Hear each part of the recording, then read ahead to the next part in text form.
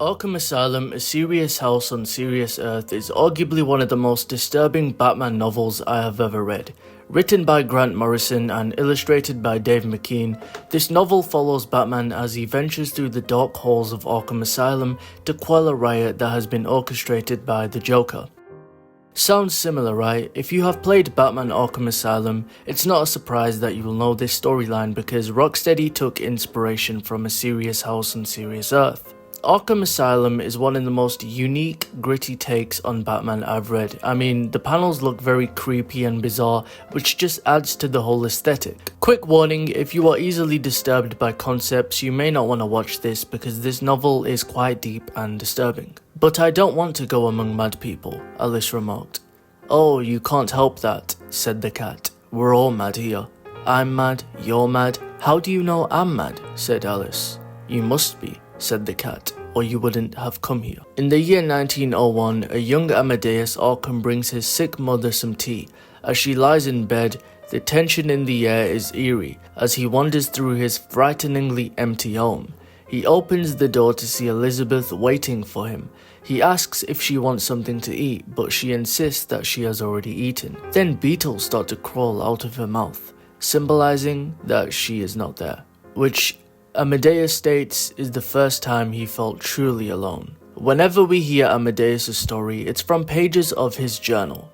So this is how Amadeus remembers the memory of his mother succumbing to illness. We cut to the modern day. Batman is meeting with Jim Gordon outside the asylum, where Gordon informs Batman a riot has taken place inside the asylum, and they have hostages there. Demands for food and clothing have been made, but there's one final demand before they let the hostages go. Batman is handed a phone where he speaks to the Joker to find out what the final demand is. It's April Fool's Day, a fitting day for the Joker to pull some shenanigans. Joker tells Batman he must enter the asylum alone, and Batman asks what happens if he doesn't. A strange scratching noise is heard. On the other side of the phone call, Joker tells Batman he has a young woman called Pearl with him, and the scratching noises are Joker sharpening a pencil with his knife. He demands the young woman to open her eyes nice and wide, to which a horrible scream is heard, and Batman begs him to leave the poor girl alone. You have half an hour to enter the asylum, Joker says, and Batman, left with no other option, gives in. The design of Batman here stands out to me. He looks more like a freakish vampire bat than a mere man. This hunched over, shadowy figure blends perfectly with the aesthetic of this entire comic. Batman then goes to explain to Gordon he feels fear for entering the asylum, and the fear stems from the fact he believes he will feel right at home with the other lunatics. Now, I've always loved this appeal to Batman's lunacy because a rich man dressing as a dark bat stalking criminals during the night is just as insane as the lunatics he's catching. Morrison saw this absurdity and chose it to be the reality Batman must face. It's 1920 and Amadeus is a fully grown man returning home after his mother's funeral. His mother's mental condition only grew worse until she ultimately ended her life with a pearl-handled razor. Amadeus tries to sleep in his childhood room, but his dreams are haunted by beating wings and a barking dog. The next day, Amadeus returns to his wife and daughter in Metropolis, where he works as a psychiatrist. An inmate called Martin Mad Dog Hawkins is taken under Amadeus. Mad Dog is seen as beyond any possible help, but Amadeus remembers being too young to help his mother with her mental condition and isn't ready to lose hope. He heads back to his wife and child and tells them that they're moving to Gotham, to his childhood home, where he will build a state-of-the-art facility called the Elizabeth Arkham Asylum Home for the criminally insane. At the front door of Arkham Asylum, Batman sees a line of salt drawn around the entire facility. When he looks up, he sees a wide, bloodshot-eyed Joker staring at him. The Joker doesn't even look human in this depiction, but rather like an exaggerated mask. Joker does let out all the hostages, including the young woman Pearl, who still has both her eyes intact. Batman is confused by this because he thought he had taken her eyes out, but Joker reminds him of the day. The Joker welcomes Batman inside. As he enters the door, the Joker grabs a handful of Batman's backside. Now it's funny because Morrison's original design for the Joker was for him to wear women's makeup with black lingerie and stiletto shoes, but the DC editors decided to remove this. Upon entering, Batman sees the chaos erupting as the inmates have gained complete control. There's fighting, screaming, people hanging from chandeliers. Batman meets Ruth Adams, a psychotherapist who decided to stay, and Dr. Gravendish, who refuses to hand the asylum over to the inmates. Two-Face is seen hiding under a desk because he's wet himself. As Adam explains, she's introduced more options to him as a therapy. Rather than a traditional two-sided coin, he was given a dice, then a stack of tarot cards. Batman questions whether these methods are helpful because now his identity is split between so many options, he can't even decide to go to the bathroom. Adams explains she thinks that some people just can't be helped, such as the Joker, who Adams doesn't even label as insane. She sees him as having some kind of super sanity, and very high perceptions of his surroundings. He simply adapts to the impulse he wants. One day he's a crazed killer, the next a harmless prankster. The inmates begin to grow impatient. They urge to kill Batman and rip his mask off. The Joker intervenes and calms them down, as he has other plans in mind. He displays a test given to him by the doctors and demands Batman go through it, as he knows he's looking at Batman's real face when he stares at the mask. We cut to Amadeus receiving a phone call from the hospital. Mad Dog has escaped. As the night grows into the late hours, the Joker tells Batman that it's time for the real challenge to begin.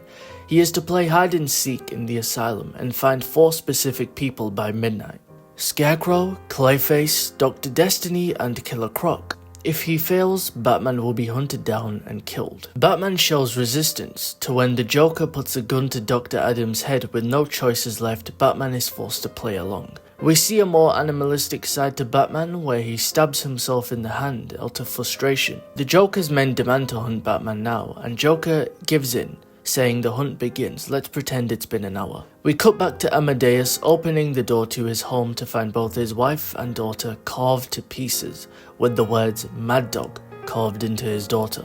Batman is able to find Clayface, who looks like a starved alien wasting away. Batman is able to make quick work of him. Dr. Destiny wheels around the halls when Batman sneaks up behind him and pushes him down the stairs. 2 of the 4 are already down.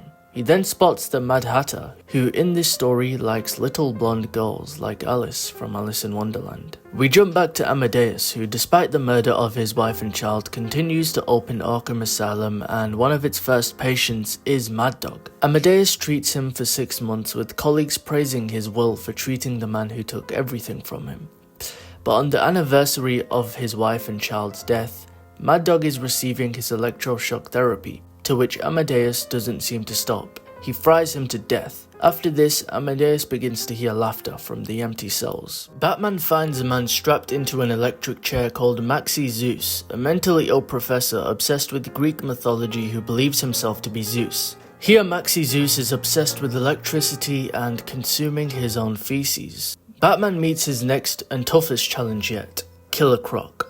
Batman struggles against Croc's strength as he is thrown out onto the asylum roof. Batman takes a spear from the St. Michael statue and stabs Croc through the chest. Batman, however, suffers a wound from the other end. Batman passes out from his injuries.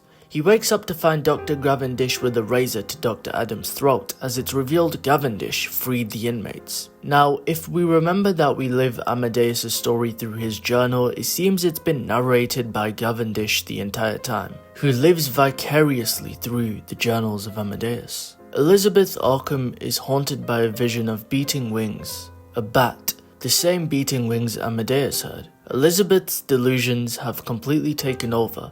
Amadeus picks up a pearl-handled razor and puts his mother out of misery. He then wears his mother's wedding dress and swears revenge against the bat who haunted his mother. And it looks like Gravendish has taken it upon himself to kill this bat. Gravendish was behind Batman being lured into the asylum. He was the one who surrounded the building with salt, as salt is believed to deter spirits from leaving. In his weakened state, Gravendish gets on top of Batman, while Batman pleads with Adamus to help. Adamus decides to grab a razor and slice Gavendish's throat, saving Batman's life. Batman asks if Adams has a two-faced coin and starts axing his way through to the Joker. Batman wants Two-Face to decide whether he lives or dies. Two-Face flips the coin and Batman gets to walk free. The Joker walks Batman out and the GCPD storm in to take back order. It turns out that the side the coin landed on should have meant Batman's death, but Harvey Dent steps out of the game and decides to let Batman walk free. It's not explained why he does this, but the Joker isn't against Batman walking free either. But that is where Arkham Asylum, A Serious House on Serious Earth ends. a sort of mysterious ending.